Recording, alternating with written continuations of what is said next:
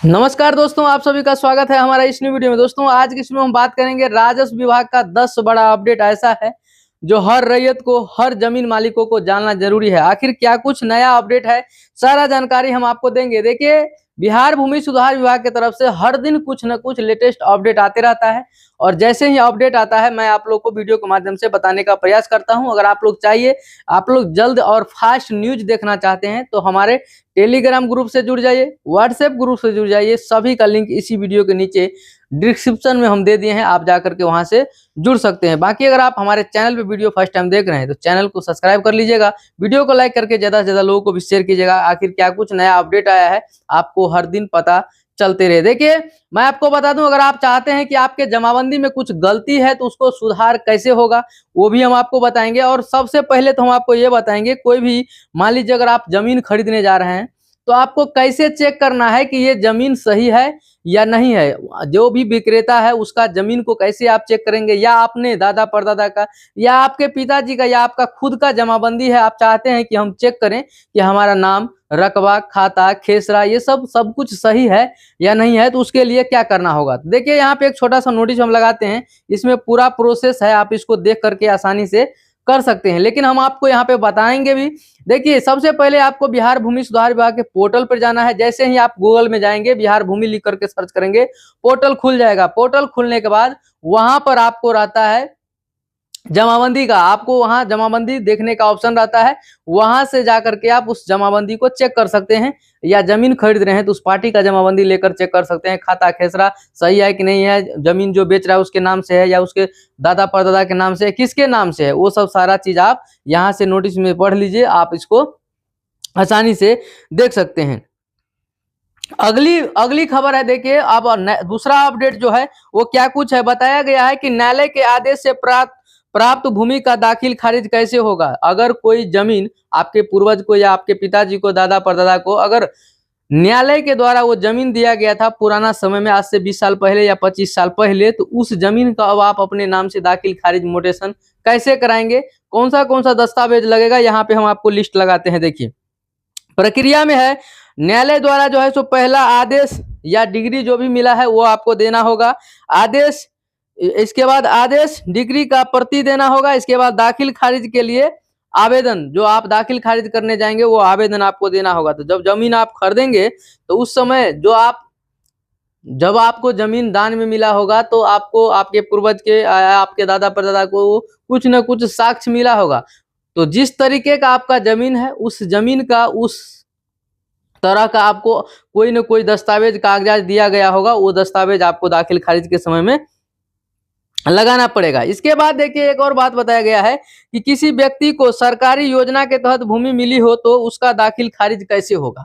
बहुत सारे लोग का यह सवाल है, इसीलिए मैं आपको बताता हूं। देखिए, तो इसके लिए बताया गया है, यदि भूमि सरकार द्वारा प्राप्त हुआ है आपको या आपके पूर्वज को, तो क्या करना है। देखिए, 1 नंबर में देखिए लिखा है, यदि किसी व्यक्ति को भूमि सरकार द्वारा बंदोबस्त, भूदान अथवा किसी अन्य सरकारी योजना के तहत अगर प्राप्त हुआ है तो दाखिल खारिज के लिए आवेदन करते समय आपको जो दस्तावेज लगेगा वो समझिए, संबंधित पर्चा या आवंटन पत्र। जो आपको जमीन मिला था किसी योजना के तहत, उस समय आपको कुछ न कुछ साक्ष्य या पर्चा, कुछ न कुछ लिखित आपको मिला होगा या आपके पूर्वज को मिला होगा, वो चीज आपको लगाना होगा। तो उसके बाद क्या करना है, आपको दाखिल खारिज का आवेदन करना है। नहीं तो आप आवेदन कर देंगे, आपका जो है सो दाखिल खारिज क्या होगा, रिजेक्ट हो जाएगा, मोटेशन नहीं होगा, सीओ साहब उसको रिजेक्ट कर देंगे, फिर आपका जमीन आपके नाम से दाखिल खारिज मोटेशन नहीं हो पाएगा।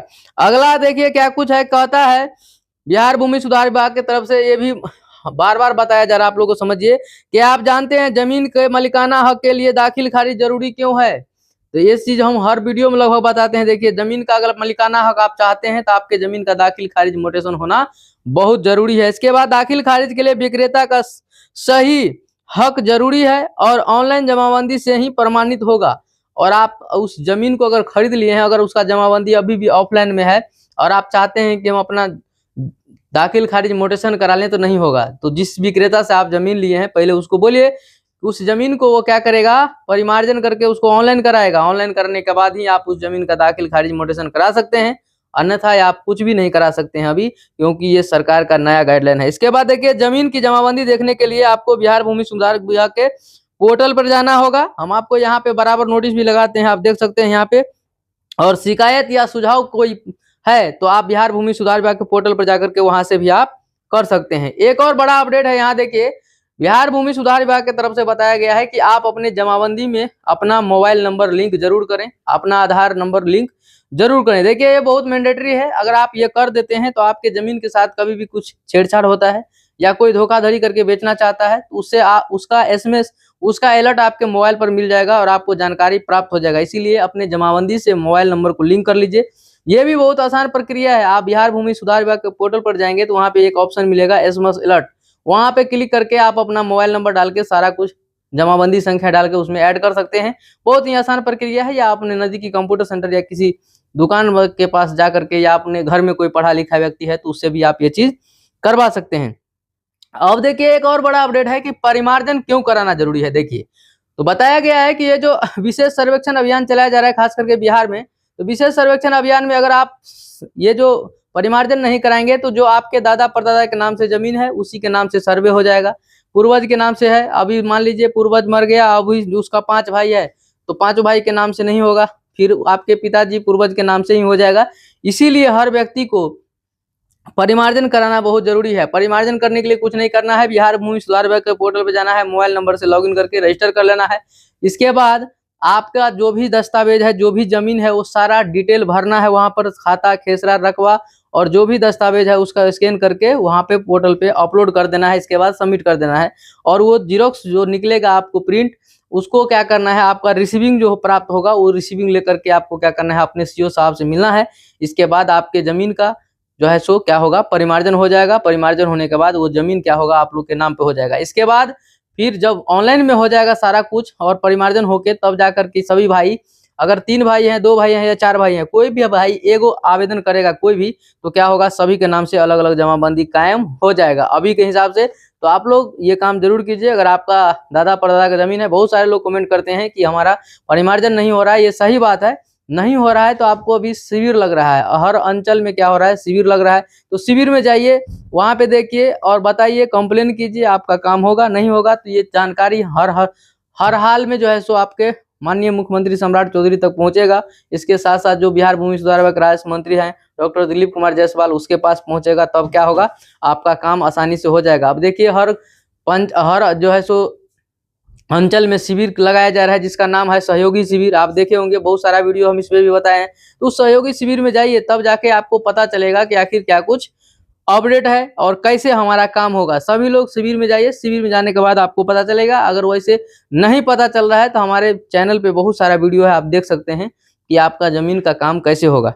आगे देखिए नया अपडेट है। देखिए इसके बाद लिखा है कि जितने भी रैयत हैं, जो भी जमीन मालिक हैं, सभी को अपने जमीन का रसीद कटवाना अनिवार्य है। हर साल आपको रसीद कटना है, लगान भरना है। अगर आप लगान नहीं भरते हैं, रसीद नहीं कटाएंगे, और बहुत सारे लोग कहेंगे कि हमारा जमाबंदी ऑफलाइन में है, ऑनलाइन में नहीं है, तो आप उसी लिए ऑनलाइन करा लीजिए। अगर आपका ऑनलाइन नहीं है तो जो भी आपको फैसिलिटी मिल रहा है, जो भी सुविधा मिल रहा है, जैसे पीएम किसान सम्मान निधि योजना का लाभ मिल रहा है और आपको कृषि से संबंधित जैसे खाद बीज ये सब मिलता है, तो ये सब कुछ अब बंद हो जाएगा। आप देखिए लेटेस्ट अपडेट के हिसाब से जिसका जमाबंदी नहीं है, जिसका जमीन ऑनलाइन में नहीं है, उसको कुछ भी अब नहीं मिलने वाला। इसीलिए जितने भी रैयत हैं, जो भी जमीन मालिक हैं, सभी लोग अपना अपना जमाबंदी को ऑनलाइन करा लीजिए।